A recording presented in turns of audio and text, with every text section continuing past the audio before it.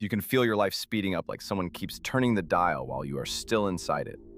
At 10 years old, one summer is almost 3% of your entire life. At 40, it is less than 1%. Remember that number because it comes back in a creepier way. The real answer is not just math. Your brain is not only watching time pass, it is choosing how much of your life gets stored. And that matters more than it sounds. Because when you say this year disappeared, you are not being dramatic. Parts of it really did disappear. Not from the universe, from you. Think about last Tuesday, not the famous Tuesday, just a normal Tuesday. What did you eat? What shirt did you wear? What exact moment did the day become night? There is probably a blank space there. Hold on to that missing Tuesday. It is the crime scene. The obvious answer is the one everyone has heard. Time feels faster because every year becomes a smaller piece of your life. When you are 5, 1 year is 20% of everything. When you are 50, 1 year is 2%. So your brain compares each year against a bigger pile. Simple, clean, almost satisfying. Here's the problem with that. It does not explain why a boring afternoon can feel endless. It does not explain why a fun vacation flies by.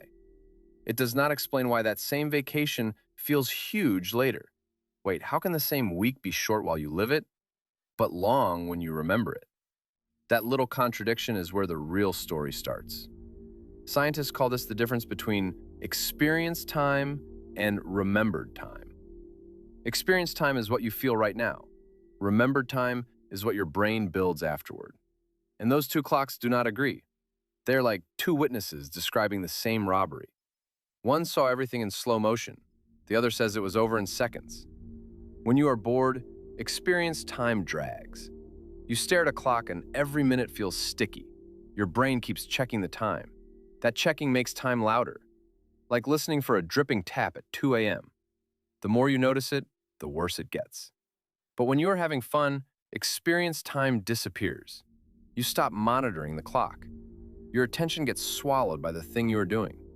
The night ends too fast. The movie ends too fast. The conversation ends too fast. Then something weird happens. Later, that same fun day can feel long in memory. Why? Because it left tracks. Your brain does not record life like a security camera. It records life more like a sketch artist. It keeps the weird shapes. It drops the wallpaper. A first kiss gets a full drawing. Your 400th commute becomes 3 gray lines and a traffic light. This is the first layer.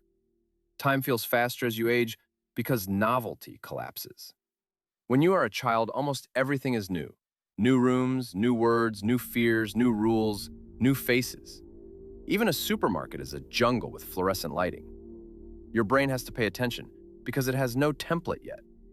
But as you get older, the world becomes reusable. You do not enter your kitchen. You load the kitchen file. You do not experience the drive to work. You run the drive to work program. You do not study every face in a room. You sort them into types. Boss face, friend face, do not talk to me face. That efficiency is useful. Without it, tying your shoes would feel like defusing a bomb. But efficiency has a cost. The more your brain can predict, the less it needs to save. And the less it saves, the shorter life feels when you look back. This is the missing Tuesday. It was not empty while you lived it. You breathed through it. You made choices. You checked your phone. You probably worried about something stupid. But because it looked like other Tuesdays, your brain filed it as duplicate footage. Like your mind said, we already have one of these. No need to keep another. And wait, it gets worse. Your brain does not just store fewer memories. It also compresses repeated memories together. If you take the same train 200 times, you do not keep 200 train rides. You keep one blurry train ride labeled, "This is what commuting was like." A whole season can become one mental thumbnail.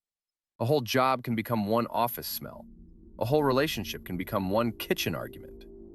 This is why childhood feels enormous. It was packed with firsts. First school, first sleepover, first public embarrassment, first time you realized adults can be wrong. Each first is a nail in the timeline. It gives your memory something to hang on to. Now compare that to a routine adult month. Same alarm, same ceiling, same apps, same route, same lunch place, same little rectangle glowing in your hand. Your brain sees repetition and start saving storage. The month does not vanish because it was meaningless. It vanishes because it was familiar. But novelty is not the whole answer, because sometimes new experiences also fly by. You can spend a weekend in a new city and feel like it ended instantly. Then you get home and somehow it feels like you were gone for 2 weeks. This is the vacation paradox. Remember it, because it explains why your life can feel short and long at the same time. During the vacation, you are absorbed. You are not counting minutes. You are chasing trains, tasting food, getting lost, reading signs, finding the hotel. So experience time goes fast. But later, your memory opens the suitcase. It finds dozens of scenes, the wrong turn, the tiny cafe, the storm at 5 p.m., the stranger who gave you directions. Because there are more memory markers, the week feels bigger in hindsight. A routine week does the opposite. While you live it, Monday may feel slow.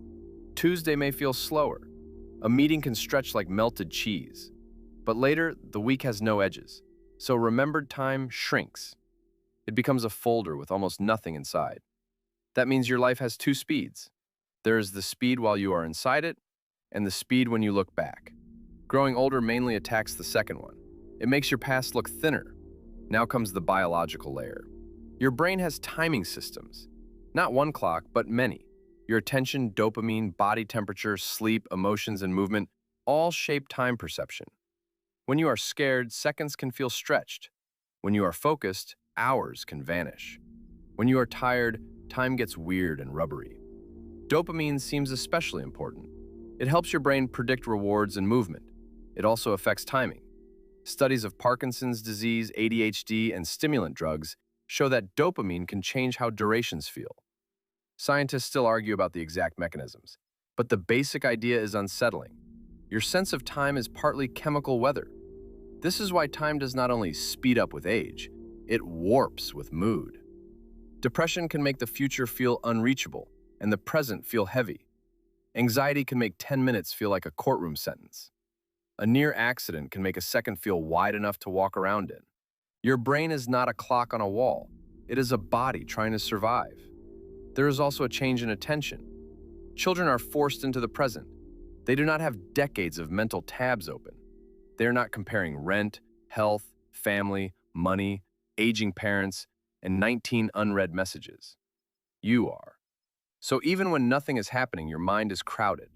And a crowded mind does not stamp memories clearly. It skims, it predicts, it multitasks. It turns a real afternoon into background noise. That is why scrolling can feel like time travel in the worst way. You sit down for 5 minutes, 40 minutes vanish. You are stimulated, but not anchored. Your brain received motion, not memory. Now we can land the full answer. Time feels faster as you get older because your brain stores time by change, not by seconds. As your life becomes more predictable, it lays down fewer distinctive memory markers. Each year is also a smaller fraction of your total life, and your distracted adult attention makes ordinary days blur together. So when you look back, the year feels short because there's less remembered change inside it. That 10-year-old summer felt huge because it was a giant slice of your life, but also because it was full of firsts, surprises, and sharp edges. That 40-year-old summer felt tiny because it was a smaller slice, but also because your brain labeled half of it as duplicate. The math opened the door. Memory committed the theft. This is the part nobody talks about. The speeding up is not just something that happens to you. It is feedback. It may be your brain telling you that your days have become too easy to predict. Not easy as in happy, easy as in compressible. A painful year can feel long because pain creates landmarks. A beautiful routine can feel short because peace can be repetitive. That is unfair, but it is true. Your memory is not designed to honor what mattered. It is designed to notice what changed. This is why the years after school can feel like a trap door. School forces change onto you. New teachers, new classes, new crushes, new disasters, new versions of yourself every few months. Then adulthood arrives, with a calendar and a password reset. Suddenly, you are responsible for manufacturing your own firsts, and nobody warns you. So can you slow time down? Not literally. A second will not become wider because you bought a journal. But remembered time can be expanded. You can make your life harder to compress. Take a different route. Learn a skill badly. Go somewhere without optimizing it first. Talk to someone who does not already know your stories. Put your phone away during moments you actually want to keep. Do something that makes your brain say, "Wait, we do not have a file for this." That sentence is the beginning of a memory. But there is a darker trade. To make life feel longer, you often need uncertainty.